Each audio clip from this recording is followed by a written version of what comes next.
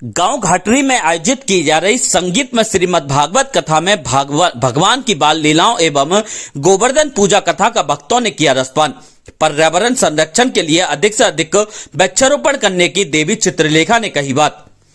गांव घाटरी में गोलपाड़िया भवन पर आयोजित की जा रही संगीत व श्रीमद् भागवत कथा में विश्व प्रसिद्ध कथावाचिका देवी चित्रलेखा ने भगवान की बाल लीलाओं एवं गोवर्धन पूजा की कथा का श्रोताओं को रसपान करवाया, जहां भगवान के समक्ष हाजिरी लगाते हुए भगवत प्रेमियों ने विधि विधान से पूजा अर्चना की और भजनों पर नृत्य कर ठाकुर जी से परिवार में सुख समृद्धि को लेकर कामनाएं की।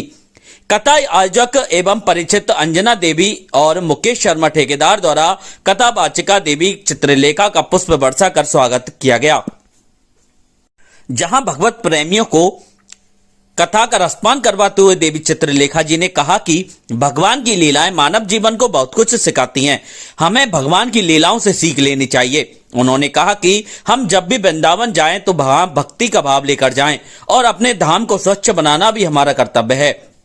लेकिन आजकल लोग वृंदावन जाते हैं तो घूमने का भाव लेकर जाते हैं और वहां पर वीडियो फोटो बनाने में लगे रहते हैं, धूम्रपान करते हुए गुटखा तंबाकू खाते हैं और धाम को गंदा करते हैं। हमें इन बुरी आदतों को अपने जीवन से निकालना होगा और अच्छी आदतों को अपनाना होगा।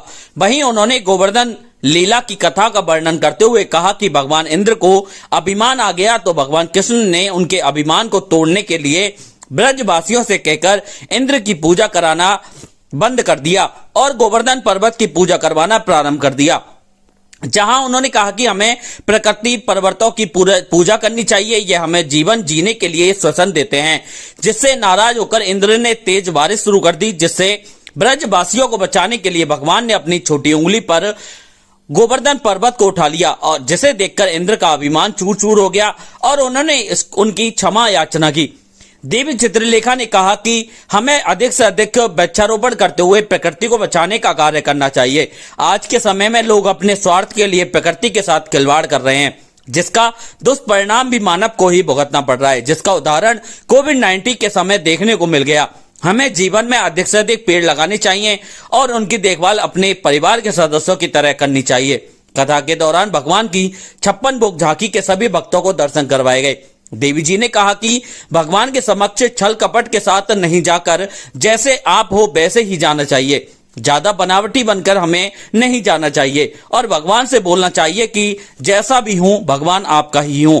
भागवत कथा के दौरान कई भक्तों द्वारा गौ सेवा के लिए दान पुण्य भी किया गया।